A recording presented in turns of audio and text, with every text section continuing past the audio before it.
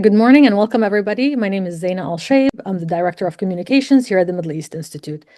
Thank you for joining today's on-the-record briefing. We'll be discussing Iran's ongoing protest.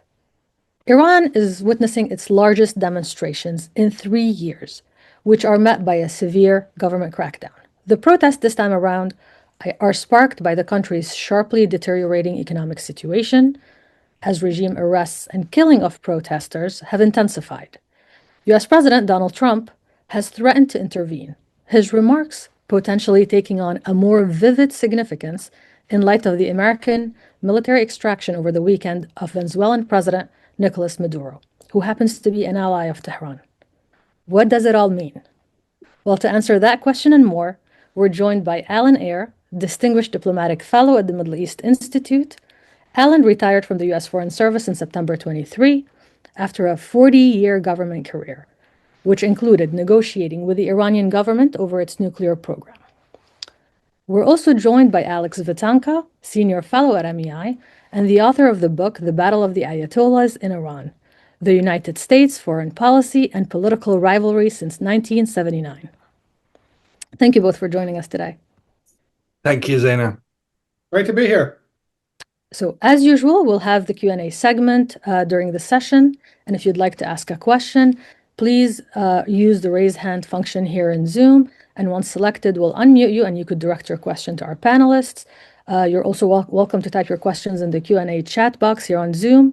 And I'll read the questions to the panelists. Alan, let me start with you.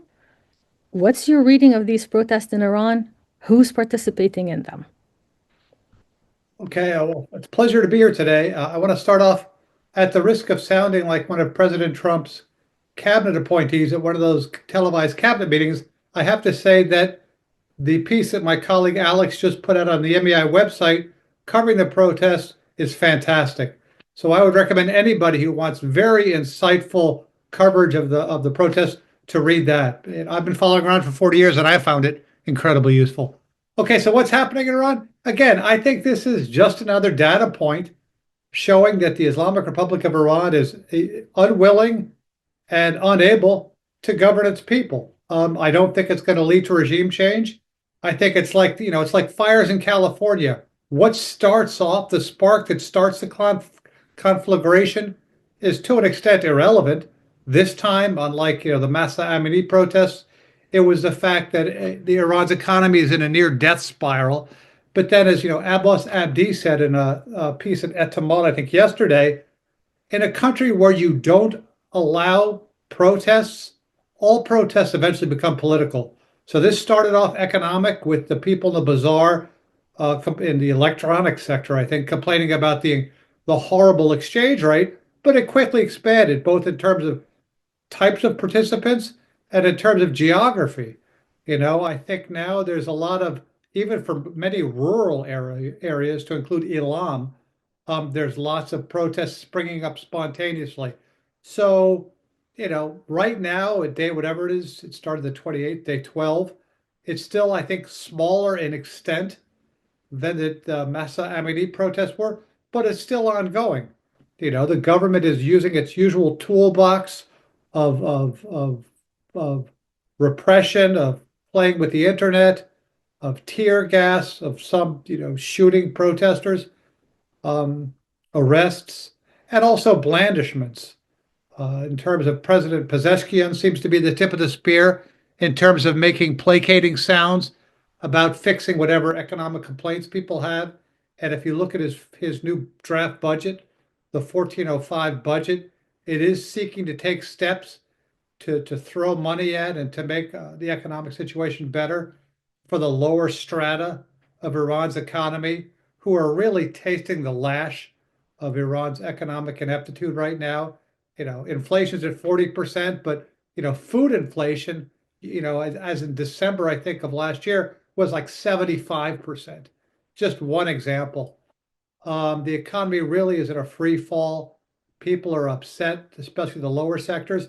And again, this regime had a lot of goodwill after the 12-day war, and they squandered it. They doubled up on the guns part of the guns are butter, as opposed to trying to make the economic situation better for the vast majority of deprived Iranians. And again, it's all about protection and enrichment of the elites. My last point, and I'm very interested to hear what Alex says, is yeah, you're seeing mass immiseration and protest of the precariat, the proletariat, whatever you want to call it, the lower classes in Iran, but the elite is still holding strong, which is one of the differences between the protests we saw, that led to this Islamic Republic of Iran. There doesn't seem to be elite defection. And so I think even though this is not heading toward regime change, this is just sort of continuing the asymptotic approach of the Iranian governing structure toward dysfunction. Absolutely. And Alex, how important is it that the Bazaris have joined these protests? Zaina, first, thanks for doing this, and great to be with Alan, whose views always are superb, given his decades of watching Iran so closely as he has. Look, I think, obviously, as Alan just pointed out, we have seen, if you go back to say 2017 and start counting the number of major nationwide protests, there've been about five of those. And I would say probably four out of those five, the trigger for people to come out to the streets, one way or another, was economic related. Price of fuel going up, or in this latest case, the currency, the Iranian rial collapsing, and which coincided with his terrible budget that Pezeshkian put out. So the economic trigger has always been sort of oftentimes the reason why people come out. But as we all know, the underlining factors why people stay out in the streets, it's much bigger than just economic issues. In terms of the bazaar factor, I mean, again, I don't want to make too much out of the Grand Bazaar in Tehran. We're not in the 1970s anymore. Iran's economy is a very different animal than it was half a century ago. But at least if you take Ali Khamenei, the supreme leader's words, seriously, and he put it this way on Saturday, he called them sort of pious, regime-supporting segments of society. And he admitted that they're angry and they're out in the streets. And that hasn't always been the case. So even the supreme leader is admitting this anger, this deepening of anger in Iranian society is now so prevalent, is spreading so fast, so wide, that even folks that, even the Bazaris, who are very cautious because they have money at stake, shutting their shops down is going to cost them in their pockets. So they're careful. And when they're coming out, it again tells you we're not talking about young students with some romantic abstract idea of change. These are people that are hurting, and their presence in the streets, as we've seen, does matter. The other thing, Zain, I would say is, the regime. I was trying to count the first time I covered protests in Iran, and I think I have to go back to '99. I'm going back to '99 and counting onwards from there. And I was looking at the data, how many people were killed. I think in '99, 3 people were killed. In the Mahsa Amini round, depending on who you ask, there's some different numbers out there, but at least about 550 or so people were killed. So you see the trajectory. More protests. They used to happen every 10 years. The first big one happened in early 1990s after Khomeini died. Next one happens in '99, then in 2009 with the Green Movement. But in the last 5 or so years, we see them happen almost every year. And that is, again, a sign of the anger. And the question that raises is, can you fight your way out of it? Alan was talking about we haven't seen any signs of defection yet, and I totally agree, we haven't. One thing is celebrities defecting or voicing support for the protesters. We've seen that in every round of protest. It's important, it matters, but we haven't seen sort of inner circle of Khamenei or even members of the Majlis. Not a single member of, for whatever they're worth, come out and said, I'm leaving. This business is too dirty. There's no hope. So the regime is killing more, but yet we haven't seen defections, which might just give the regime reason to say, I can stay the course. I have prevailed in previous rounds by protesting, using repression as my way out, and I can do it again. Maybe. Two things that are different this time around. And again, I am very conscious of the fact that we're only 11 days into this. just to give people perspective, in the case of Syria in 2011, it took about 3 or 4 months before you started seeing serious defection from the regime. 11 days, if these people tomorrow go home, again, nothing's going to change. We'll go back to business as usual. If they stay out, lots of questions. Will there be defections? Would these security forces, perhaps even the members of the Revolutionary Guards, will they come out and start shooting at fellow Iranians? Because these are things that haven't been tested before. They haven't been tested before. It does matter. So the regime right now seems to play it safe, relatively safe. They think they can run the course and send people home because at some point they get tired and bored and they'll go home, as they have done in previous times. But again, I want to point out to two basic realities. The sense of hopelessness in Iranian society is at a different level. In previous rounds, you could have said maybe there'll be some kind of give and take. There'll be something for the protesters coming out. There is no sign of that. You have an Iranian president, which is the figurehead of the regime, not the actual power, but he's out there openly saying, I don't have any power and I don't have any money and things are just going to get bad and worse. And on the other side of the world, you have an American president who's going to be there for 3 more years who is saying, I'm not giving up. The pressure will be on, and there is no prospect of a diplomatic resolution. You put all these things together, that creates the sense of hopelessness in Iranian society I'm talking about, but also gives reason for the regime to really worry about whether this round is different. I'm sure we're going to maybe get to Venezuela, but what is different this time around? We certainly haven't had an American president come out and support Iranian protesters the way he has, including, threatening to use force. Again, that I'm thinking in the long term, depending on how long these protests continue, might shape calculations, not just of the protesters and their willingness to stay out in the streets, which, by the way, is the one thing all the opposition, this otherwise divided Iranian opposition, there's one thing they all agree on. If you're in Iran and you think life is terrible, there's only one way you can fix it. Go out in the streets and let it be known to the regime. If you go home, it's not going to change anything. So there is this difference from the past where everybody says, stay in the streets. Will they stay in the streets more so now than before because President Trump is saying, I'm on your side? And by the way, he's not alone. We've seen both Democrats and Republicans in Washington, for whatever it's worth, express support. But I just wanted to say something to Alan. I understand Alan's cynicism. I totally get it. It's grounded in reality that, it's probably not going to result in anything big. But I do wonder if this time is slightly different. In fact, it could turn out to be quite different from, say, the Mahsa Amini protest of 2022.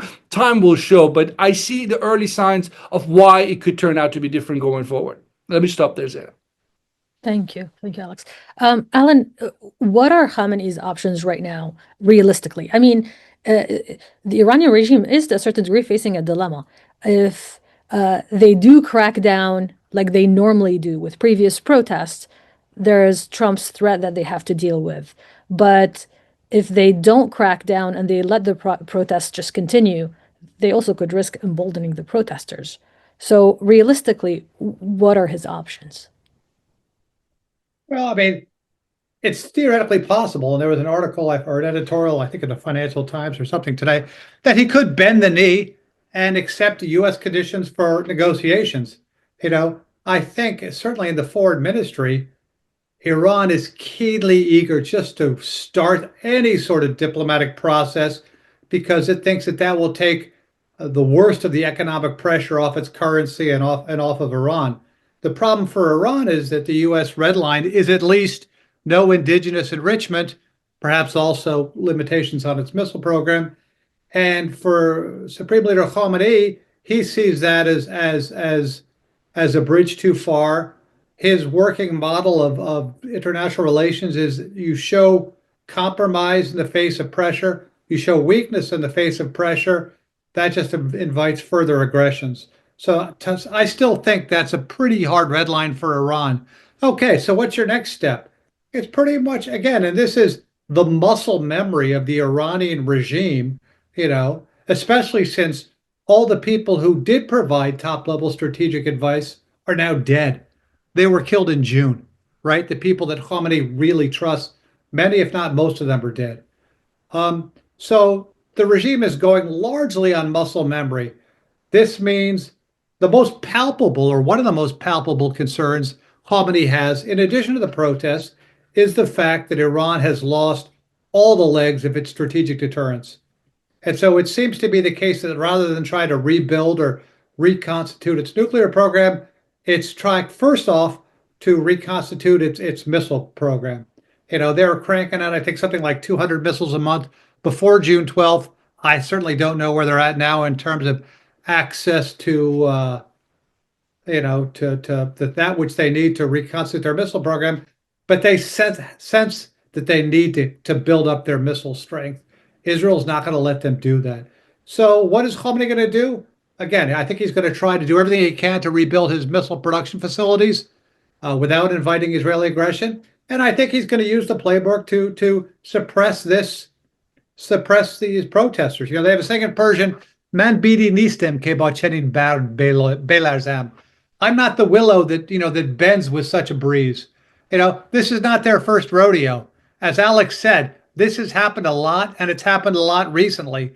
And this is a leaderless protest, so you can't decapitate all the usual suspects as you could in some of the previous rounds.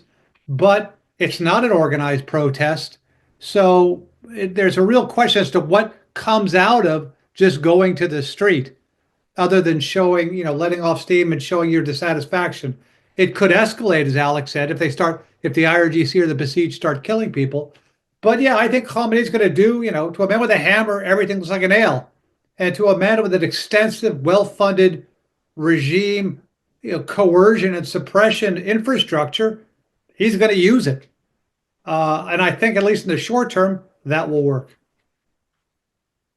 Alex, one thing I want to say also, it does seem to be the case that Pezeshkian is trying to throw more money at the lower classes. Bijan Hajipour had a very good analysis of the 1405 draft budget, I think on Amwaj Media.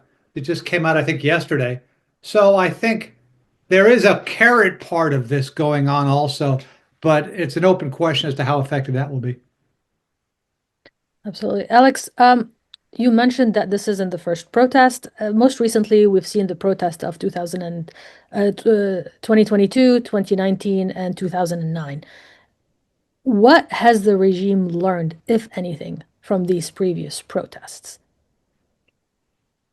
Great question. Before I answer that, Zaina, let's one thing that Alan said about the budget and buying them their way out of this trouble that they're in. I think the reports that I'm seeing, equivalent of US dollars of $7 increase in subsidies to folks, $7. It's not going to buy you much. Even in Iran, it's not going to buy you much. So if $7 is all they have to hand out, then I don't know what sort of a solution they are hoping for here, because it doesn't seem very practical to me at all, which goes to show you the state of the economy. And again, I just want to remind everybody, this is an economy that sits on arguably the largest combined resources of oil and gas of any country on the planet.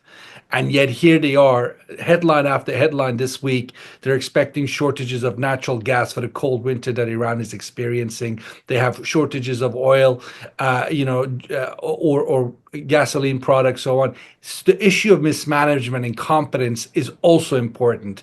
And that's not going to go anywhere. And that takes me to you answering your question, what have they learned? Well, if they had learned anything, was to focus on what the people want, which is their everyday concerns at home, right? Which means if you took that seriously, you would quickly look for ways to end these sanctions. Instead, going back to, let me remind everybody, that fellow who used to be president in Tehran, going back to Mahmoud Ahmadinejad. I don't want to put the door at any president, because fundamentally the man responsible for Iran's problems today is no Iranian president whose power are constitutionally limited, but the supreme leader. But there was a time where folks like Ahmadinejad would ridicule the idea of sanctions and how important they are. I'm raising Ahmadinejad when the year he was elected in 2005 to say that's 20 years ago. And all that time, what have they actually done to fundamentally shake things up, to go back and listen to what people of Iran are demanding, which is basic things that most people anywhere in the world want: better lives, unemployment, inflation that's decent instead of the 40-50% they have now. So the regime, in short answer, has not learned anything in terms of the political lessons they could have learned. If anything, what they seem to have learned is the sort of the operational lessons. How do you crack down on a protest movement, right? I remember back in 2007, 8, you know, there was a major arrest happening, Zaina, in one of the parks in central Tehran. Kids, teenagers who were out organizing the water party had been arrested because they'd organized this water party, not because of the water gun party, I should say, itself, but the way they had done it. They had used Twitter and social media to organize, to show up in a park. That meant that if they could do it for some an event that was innocent, they could do it for political purposes. I give you that an example to say, instead of thinking big, strategic, why do people come to the streets? They've been thinking narrow, thinking, how do I stop people coming to the streets? Now, so there are reports already. Some parts of the country are experiencing internet blackout. These are the types of things the regime does. Announcing people can stay home, government offices will close, so hoping that that will calm things down. Instead of Khamenei coming out and saying something to the effect that I've heard your voices. Last speech he gave on Saturday, pretty much, he tried to take the Bazaris out of the equation, say, yeah, they're angry, but they're really still with us, with the regime. And those people who are protesting, they're either naive or they're playing the game of, foreign power, that this is all manufactured. And I have to say, I think the tweet by former Secretary of State Mike Pompeo, where he was talking about something along the lines that Mossad agents are leading the way. I don't know why the man said what he said. It certainly doesn't help the protesters, because the reality is, whether Mossad is on the ground or not, or the CIA or anybody else for that matter, the reality is Iranian debate today inside of Iran, including supporters of the regime, centers on one key issue. We are in trouble. How do we get out of it? And you can point the finger at Trump, you can point the finger at any foreign leader you want, but the reality is it's deeply rooted in incompetence that is domestic, in lack of transparency, accountability, a vision, and a foreign policy that's been so costly for the country. Ideology has, sidelined the common sense in terms of how to run a country. So, to Alan's point, instead of trying to spend some money improving the lives of folks, you double down on the missile production and all the rest of it. Now, so that's really at the heart of what is going on, and what I think people in Iran are upset about. All right, let's open the floor to questions. If you have any questions, please type them in the Q&A chat box or use the raise hand function. I see that a few questions have come in already. We have one from Byron Callan. Byron wants to know, from a practical standpoint, what would U.S. use of force look like? How realistic is it to expect an air campaign that cripples the IRGC? Alan, we can start with you. I think certainly a kinetic airstrike by the U.S. is more likely than anything more severe, almost by definition. President Trump has said, if you keep killing protesters, you'll taste our wrath or whatever. Yeah, he could well decide to send a few missiles. I don't think you can't defeat the IRGC from the air, but you could definitely, take out some buildings, take out some installations, take out some key people. It's a question of whether the U.S. would do it by itself or in conjunction with Israel. But yeah, I certainly don't see it outside the realm of possibility that the U.S., in response to a bloodier suppression of Iranian protesters, decides to fulfill President Trump's two statements so far, and take out some installations and or some people. Will that change facts on the ground materially? I don't think so. Yeah, it'll certainly make it worse. If anything, we've seen as a result of the 12-day war that the Iranian currency vis-a-vis the dollar reflects people's expectations and hopes and fears about the future. And the fact that the currency has plummeted so much since the 12-day war is at least a part and function of kinetic attacks on Iran. Alex, amid the protest, it seems the U.S. red line quickly changed from Iran reconstituting its nuclear program or building up its missile program to cracking down violently on protesters. Obviously, Trump is now threatening to intervene on behalf of them, of the protesters. Was the American reaction surprising? And what might it suggest about Trump's real intentions? Well, it really depends who you ask. I think Alan is right. There are a bunch of folks in the foreign ministry in Tehran and elsewhere. And by the way, countries in the neighborhood, countries like Oman, Qatar, others who want to mediate and are hoping that diplomacy still has a chance. But there are also cynical sort of viewpoints out there that say President Trump was never serious about diplomacy with Iran. If he had, he wouldn't have bombed them during the diplomatic track, sort of moving forward, and certainly he wouldn't have put out such maximalist demands, if you will, not giving the Iranians the slightest chance of a wiggle room to get themselves off the path they've been on. So you could make the point. I've made that point to colleagues here at MEI that maybe President Trump is looking for regime change without saying so, because he's balancing, the domestic political situation in the United States, his own history of being against regime change versus looking at the reality of Iran and an angry population and thinking, you know what, this thing could fall apart, this regime could go away, and I could be the one American president since going back to Jimmy Carter that can take the claim for having, been the man who came and just gave it one push and it fell off the cliff. I think, obviously, as of right now, 11 days into these protests, the issue of foreign intervention is a double-edged sword. On the one hand, it might give, and I'm sure it does to an extent, give courage or hope to the protesters who might think they're alone. Certainly the promise that, U.S. will intervene in the event of mass shooting of protesters. Again, that's a factor, not just for the protesters feeling protected, if you will, but also in terms of maybe putting some limitations on the actions of the security forces of the regime. So those are basic realities. But the regime at the same time loves this idea of saying, we told you so. It's foreign plot. This is nothing to do with Iranians in Iran. This is a foreign plot. Therefore, if I go out there and kill a couple of hundred people, you should forgive me for it because these are essentially foreign agents, which is not, part of the playbook. This is what the regime has used. And, it thinks it's smart. It thinks this is the way out. But as we know, it's just basically kicking the can down the road. The underlying anger, a regime that long time ago lost legitimacy with its people, that's the problem. Instead of trying to reconnect, if you will, with the people, what do? They pretend the whole thing is a foreign conspiracy. Can I add one quick thing, Zaina? Absolutely. To some extent, maybe less so than with previous administrations, you have to take what this administration says about its strategy seriously. And in that regard, if you look at the 2020, the newest national security strategy, it says what the U.S. needs to focus on. And it's not Iran and it's not the Middle East. It's our hemisphere, as President Trump tweets on social media. We've seen that with Venezuela. So I think it's true to a large extent that strategically the way this administration, U.S. administration, sees the world, dealing with Iran, other than ensuring that there's still the free flow of oil and that the region is not destabilized.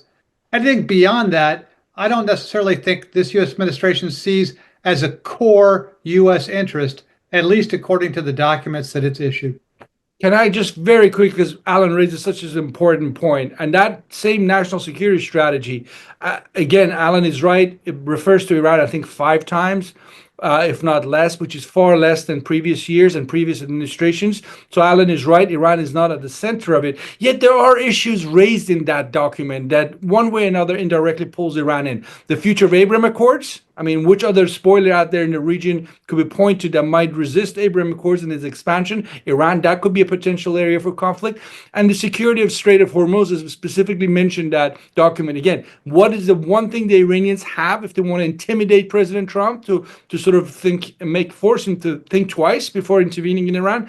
And we're seeing that being openly expressed in Iranian media this week, which is again this old slogan that if pressure is too much on Iran, it might be forced to close the strait. So the Iranians will be looking for, if you will, internationalize the conflict to the extent that they can. The one theme you're picking up a lot in Iranian talking points now is if the Americans don't feel the pain, Trump will stay the course. Find ways to introduce pain for Trump, whether it's in the energy market, elsewhere. Pain is what gets Trump's attention because he thinks he can do this for free, the way he kind of did in Venezuela, although early days, what happens in Venezuela. So the Iranians, I'm sure, right now thinking, where in the region, where in the world can we put pressure on the Americans? Because Trump will respond to that. Otherwise, he's going to be on that path thinking Iran is going to be essentially a win for him because in his term in office next 3 years, 86-year-old Ali Khamenei might cease to be the supreme leader and Iran could go in a very different direction. I see the questions piling up, so we're going to go to a question from Christopher Reuter. But before I do that, I have a question for both of you. Could the U.S. do to Khamenei what it did to Maduro? Just go in and grab him? Alan, we can start with you. But I don't know if it's militarily or tactically possible. I mean, it would be a very bad idea, I think. But is it militarily possible? I don't know. I would hope that we don't try it. Alex? I mean, look, the one thing we learned from the 12-day war is that the U.S., and I think the U.S. was much more involved in the 12-day war than, people like to sort of say. We like to sort of give it all to Israel. The U.S. was involved from get-go, including the issue of intelligence collection. So, in other words, what I'm trying to tell you is there is intelligence on the ground in terms of finding where Khamenei is and how to get to him and all the rest of it. And we know kinetically what the U.S. has at its disposal. But whether it's going to be a game changer or not, that's a different story. Again, I don't want to claim to be an expert on Venezuela, hardly the case. But one of the things you're reading in reports is this notion that there was some kind of a deal being made with part of the Maduro sort of government, if not himself, for what happened, his capture, his arrest, and all the rest of it.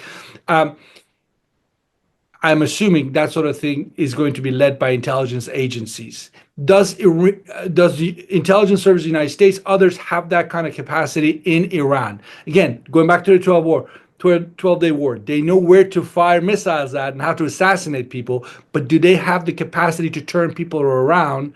Because if they can do that, that's much smarter than killing Khamenei, which, as we saw with Hassan Nasrallah, is something U.S., Israel can eventually do if they put their minds to it. The question which Alan raises is, to what end? How is that going to, help the U.S. strategy vis-a-vis Iran?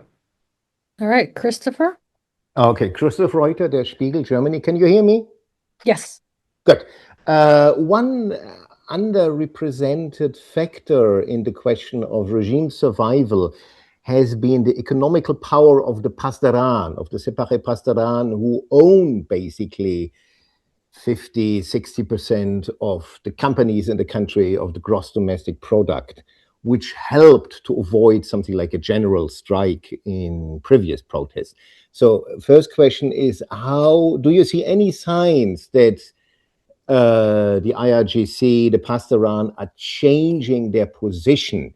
And second question, one of the reasons why these protests broke out in the bazaar was that basically the government had to choose either to devalue the currency, which is good for oil exports, or not to do it, which would have been better for the importers who bring in foodstuff, telephones, etc., who were basically punished by the current devaluation, which caused them to go on rampage.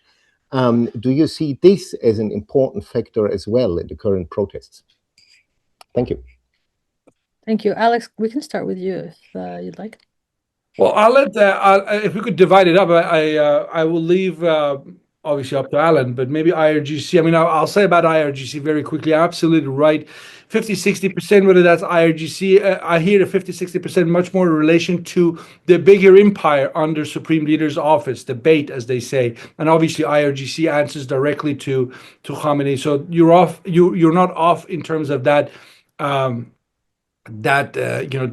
50-60% that you referenced. Let me just quickly take you to what I think a lot of folks in Iran are talking about. People like Hassan Rouhani and many others have said explicitly and repeatedly, IRGC, get out of the economy. You're doing no good. You are part of the problem. In fact, you are the bulk of the problem because you are not allowing this Iranian economy to become, if you will, a normal economy. And on the same kind of breath, many are saying that actually IRGC is benefiting nicely from the sanctions because they're the only ones who can engage in sanction busting. So in other words, if I could put it to you this way, there is the case to be made that the IRGC and their companies, not all of them, because you can't make that claim, but a lot of them are benefit or have learned to survive under these conditions of sanctions, and they don't seem to care much about the rest of the economy when they pursue, for example, their regional policies. As we know, the economy of IRGC is one side of what they do. The other side is Quds Force and what folks like Qasem Soleimani did in the region. And that's part of the problem why you have sanctions on Iran in the first place. I would also say very quickly on the issue of, again, I'm not an economist, but one of the factors that we hear is the problem of dollar herding. So exporters export, get the revenue in places for what they've exported out of Iran, but don't bring the dollars back and keep the dollars because psychologically they don't trust the system. And that has created obviously a problem in the cycle of currency flow. And this is one of the reasons why Pezeshkian just a few days ago said they're going to stop giving out subsidized dollars because people are not bringing it back. People are not acting in a patriotic manner, if you will. Again, that takes us to this issue of one, the psychology that's at play here, this notion that, yeah, this is a sinking ship. Why should I take the dollars back to Iran when I can keep it? And when the regime falls, I still have access to the money. But the other thing, which is something I referenced earlier, is this bigger issue of who is running the show. I mean, everyone in Iran seems to know what the problem is, but when you identify a major corruption scandal, when you identify a single individual or a specific individual doing something that's hurting the economy, if that individual, which happens almost always to be the case, is somehow tied to Khamenei's household, the supreme leader's office, what does the supreme leader say? We've seen this time again. Don't talk about bad news. Don't drag it out. If there is corruption, just put it aside and move on. In other words, he is one of the reasons why you have a system where people can put dollars away, not bring it back. And if the president can't do anything, and the president of the land comes and says publicly and openly, repeatedly, I don't have the power to change it. Again, I'm pointing to much more deeper structural problems that are at the heart of this, as opposed to, what is happening to the price of dollar. Alan, anything to add? I'm reading a good book now called End Times by a guy called Peter Turchin. And he had such a good sentence, I wrote it down for you today. He said, immiserated proletarians are not the ones who run successful revolutions. The truly dangerous revolutionaries are frustrated elite aspirants who have the privileges, training, and connections to enable them to wield influence at scale. So, another way of looking at this is a class war, right? The IRGC and the people who serve there who now own companies, they're the elite. Iran is a plutocracy like so many countries in the world these days, and the elite are trying to maintain their wealth pumps that are sucking up wealth from the poorer classes and giving it to them. And again, as I said earlier, till now there's no elite defection. So as long as the IRGC keep having enough income and enough wealth to stay fat and happy, it's not necessarily the case that the Iranian government is unable to meet the demands of those people in the street. It's more so the case that they're unwilling. Can I quickly jump on that, Zaina, if I can? Absolutely. Yeah. Very quickly, because what Alan just said reminded me of something former Foreign Minister Javad Zarif said. He pretty much said what Alan just said, this issue of war, class war in Iran. In the context of his remarks, he said there are people who seriously shouldn't be in the business of running foreign policy. They're just not educated enough. They don't come from the proper middle class, which created a whole sort of pushback and uproar in Iran. Or how dare you talk about the working class and the lower classes? But you have this fundamental problem in this system. Since 1979, many of the wealthy have either left the country or learned to play with the regime elements and in order to be able to players, but giving kickback to the system. So the 50-60% of IRGC economy includes many companies that are private, but actually have one way or another some kind of a coverage or protection by IRGC. So we I shouldn't say we because I'm not in that business, but the opposition, those people who want to see Iran change, need to start also taking this into account. What Javad Zarif said, that these people are just not qualified to run the country, that's not going to help. If you're trying to bring folks in the IRGC into accepting the need for change, you have to say to them, yes, you are part of this Iranian nation. There will be a future for you. You don't have to flee to Central Asia or hide somewhere. There will be a way out for you. That is happening, but only in the extent of what Reza Pahlavi, the obviously most known figure in the opposition, he's pleading with the security forces, don't kill Iranians, there'll be a future for you. But I think he needs to do more. They need to convince a lot of those 170 to 190,000 members of the IRGC that they can be a day for them, a future for them post Ali Khamenei, post the existing Islamic Republic, to capture the imagination, to get them essentially to what I think would be critical in all of this, to leave the regime one way or another. All right, we have a question from Chris Hutt. Alan, you mentioned that there was sort of rallying around the flag effect after the 12-day war, where the population sort of not sided with the regime, but they were unified on the regime side against the foreign intervention. If there's a resumption of U.S.-Israeli attacks on Iran, can we expect the Iranian people to once again side with the government? Or is that goodwill from 6 months ago just gone? Well, first, as a general principle, any declarative statement that starts with the Iranian people, I shudder. You can't make any generalization about the Iranian people, the American people, the Swedish people, whatever. I think there was a rally around the flag effect among many Iranians after the 12-day war that was appreciable, and I think it's dissipated.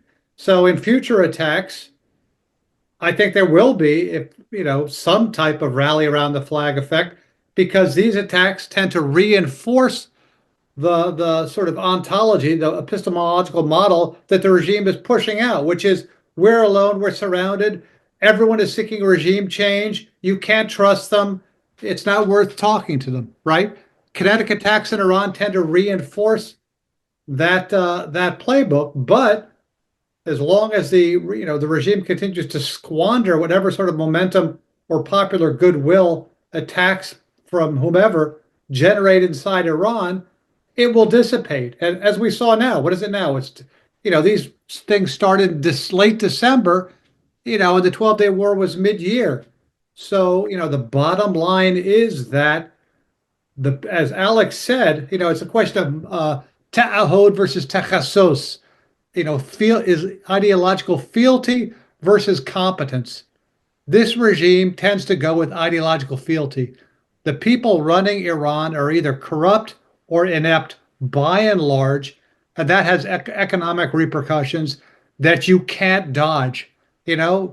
Nature bats last, reality bats last, and right now economic reality is at bat in Iran. On a similar topic, we have a question from Nimrod Novik. Nimrod wants to know, does the internal unrest increase the likelihood of Iran striking Israel? Alex?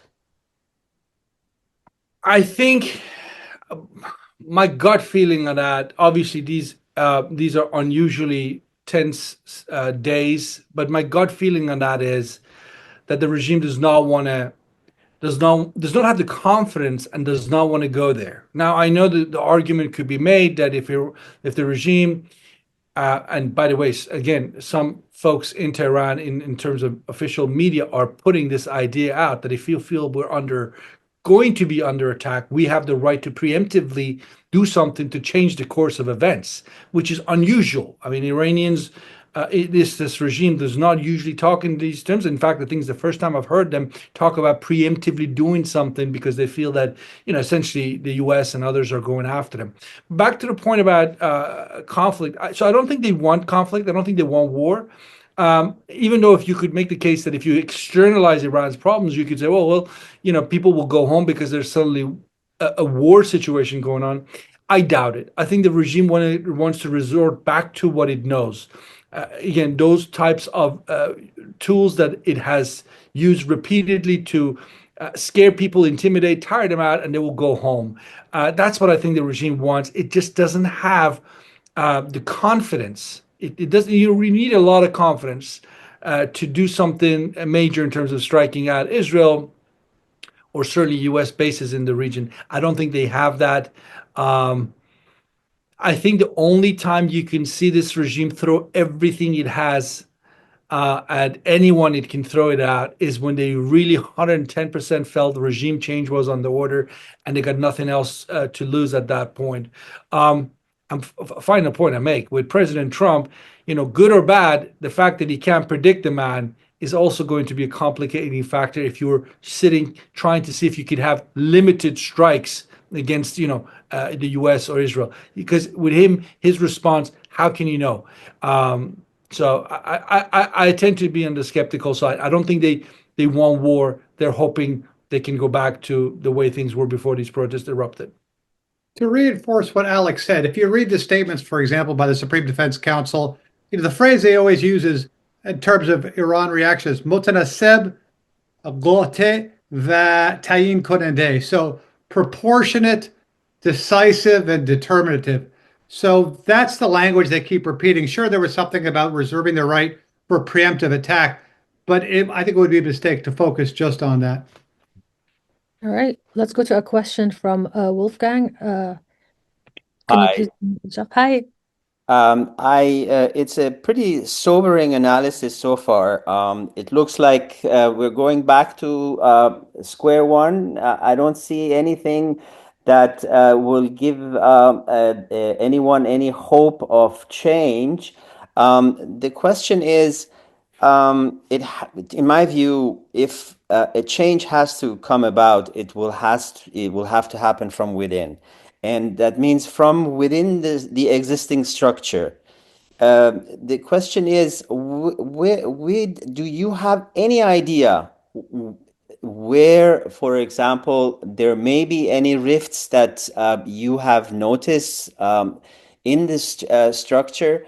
Clearly, to me, a change would have to happen from within, and as long as there is cohesion, the way we have seen it, and I think Alan's cynicism is probably very much justified. We will not have any change. So my question is, where do you see any hope that change may be happening from within? Alan. I want to push back on the fact that I'm cynical. If a doctor says you have cancer, is he a cynic? So I wouldn't characterize my outlook as cynical. There was a provost of Trinity College, John Mahaffey. He had a great quote. He said, "In Ireland, the inevitable never happens, and the unexpected constantly occurs." Not just Ireland. So who knows what's going to happen in Iran, right? I'm actually hopeful because, as I said, I think it's becoming increasingly clear to an increasingly large number of Iranians that this current regime is either unable or unwilling to provide for the people, right? It's corrupt and it's incompetent.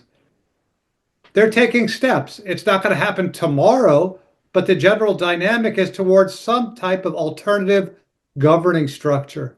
Okay? So will it come from within? It will have to come from within. Because if we've learned anything from history, is that other countries really cannot impose a solution or kinetically alter for the better the domestic situation of another country. The Iranian people have proven themselves to be courageous, what's basir, seeing well.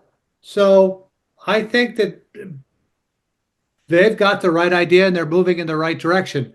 Will it result in a change tomorrow as opposed to 6 months, as opposed to 5 years? Aslan, nobody knows, right? But the whatever solution comes about will have to come about from inside Iran, from Iranians. Obviously, it can be helped from abroad, but the real heavy lifting has to be done by Iran, I think. All right. Alex, you said in an interview that protests are the last phase of state collapse. What do you mean by that? No, all I'm saying is it's not the first phase. You don't have collapse starting at the street level. Something really has to be rotten inside the system for the street protest to sort of, be the last nail in the coffin. And, we saw that in the case of Iran going back to 1979. I mean, it didn't start in the winter of 78 and result in the Shah leaving the country in January of 79. The signs had been there at least a year before, even if good folks around the world missed it, but it was happening. Look, I want to go back to this issue of structural problems. Fundamentally, you have an Islamic Republic that, if I had to guess, has about 10% of support in a country of 90 million, right? And it's not listening. It takes steps sometimes to ease the pressure on itself. We've seen that last 6 months with the enforcement of hijab. So they go about, and then they go back to it. They say, no, we have to do it because we are ideological. Let me quote Khamenei himself. Khamenei has repeatedly said, we are not in this government. We are not a regime here to improve economic lives. We're much bigger than that. We're about the afterlife. So if you want a government that deals with economic issues, why are we here? We're much better than that. That's his argument. That's his worldview. How do the question is how many people who are part of this regime and the ones waiting to take over can see through this argument and can see that this is not the way forward. I don't know the answer to that.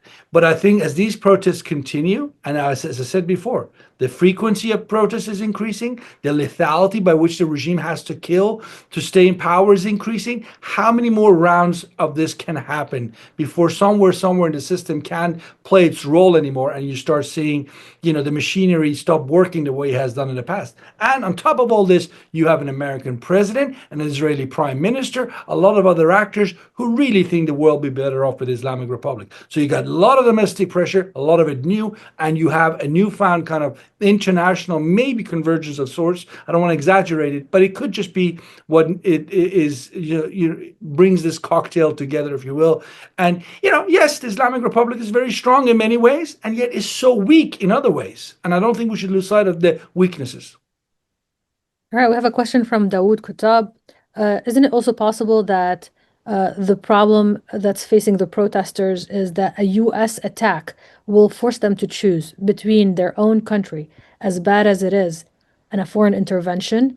The U.S. threats could potentially also backfire on protesters. Alan? Yeah, that's true. It could well be the case that were the United States to start lobbing missiles in Iran, at least some of the protesters would stop protesting as a sign of fealty to the government or for other related reasons. Again, it's I don't know how many and how significant a factor that would be, but certainly at this point, I think it seems to me that Israel and the U.S. are perfectly content to, by and large, not intervene kinetically and see how this plays out. All right.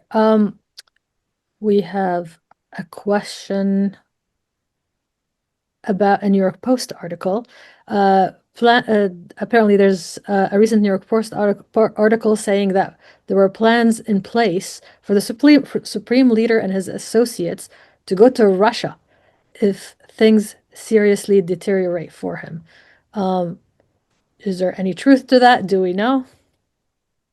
Alex? I don't know because I'm not privy to those types of information. I would be very skeptical. Ali Khamenei has not left Iran since, I think, September of 1987 when he came to the United States to give a speech at the UN. I might be wrong, but he's certainly not a well-traveled fellow, and he hasn't been traveling outside Iran since he became supreme leader in '89.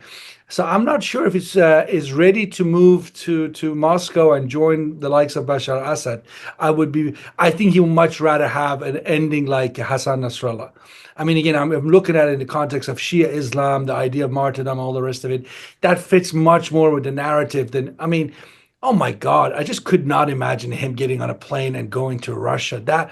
If you think that is a scenario, then I don't really think you I would say you don't know the political, cultural context of the Islamic Republic and what Ali Khamenei, the man, is all about. All right, we have a question from Matt Bird. Matt, you can unmute yourself. Thank you. I'm wondering, how does the Shah's son, Reza Pahlavi, factor into the current situation? It's Alan's favorite question. Alan? And I was hoping you were going to ask Alex because I don't want to get flamed out by. Anyway, yeah. I think that 75% of Iranians weren't alive during the Shah's time. I think that in the 47 years since the Islamic Revolution, Reza Pahlavi has not built an effective organization inside Iran that can propagate influence. So I think that there is a non-zero number of supporters of Reza Pahlavi in Iran right now. I, however, do not think that he's a significant factor in what's going on in Iran. It's tough because obviously I'm not in Iran, and especially now with AI and everything, I don't trust videos coming out of Iran necessarily unless some source that I trust tells me that they're legitimate. But and I know that certainly he has many fervent supporters in the Iranian diaspora and in other countries in the Middle East region, to include Israel. But as far as I can tell, support for him in Iran is not what I would call a significant factor. Period. Alex, would you like to add anything? Look, I mean, I would point out, I think, two obvious issues here. One is, Reza Pahlavi, in terms of name recognition, there is nobody that compares with him. In terms of name recognition, if you're looking for a leader symbol, he's there. He's the man. But I think Alan's got a point in terms of the organizational. I mean, it's missing. It needs to be done. A lot of should have been done much earlier if you were trying to put an opposition that really puts the fear of God in the Islamic Republic. I don't think Reza Pahlavi so far has done that. I don't want to read too much into the fact that he hasn't had an audience with Donald Trump yet in the White House. A lot of people making a big deal out of that. I don't think necessarily that's the case.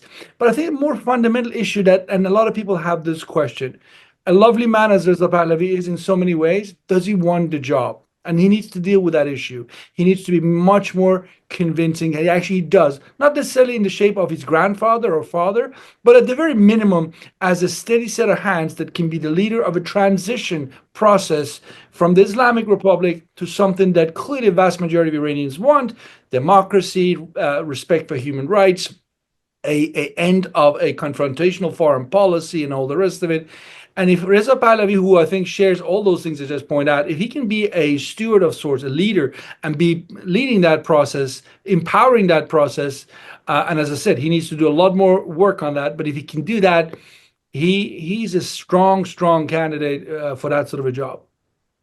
All right. As Alan mentioned, Alex wrote a great article that I just shared it with you all in the chat box. I do want to end with a question for both of you, starting with Alan. How can Iran help itself? Starting with me or starting with Alex? With you. Iran is helping itself. Again, it's power is taken, not given. The Islamic regime is not going to change of its own accord because its elites are making good money and happy with the status quo. An increasing number of Iranians, the majority, are being impoverished and immiserated by their policies, and they're seeking a change. They should keep seeking it. Alex?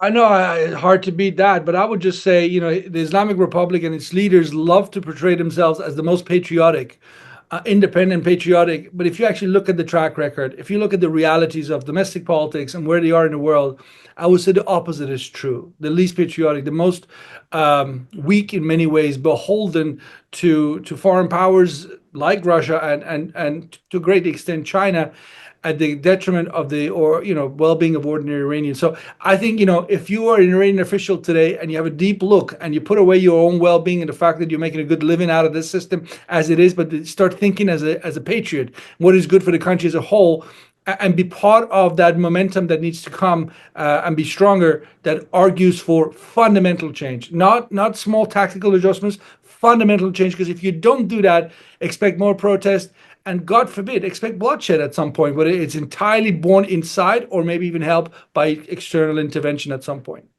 All right. Well, unfortunately, we've reached the end of today's webinar. Thank you for the audience for the great questions. I'm sorry if I didn't get to your question in time. And a huge thank you for our speakers, Alan Eyre and Alex Vatanka, for their time and valuable insights. I hope you enjoyed today's session, and we look forward to seeing you next time. Thanks, Zaina. Thank you. Thanks, Anna.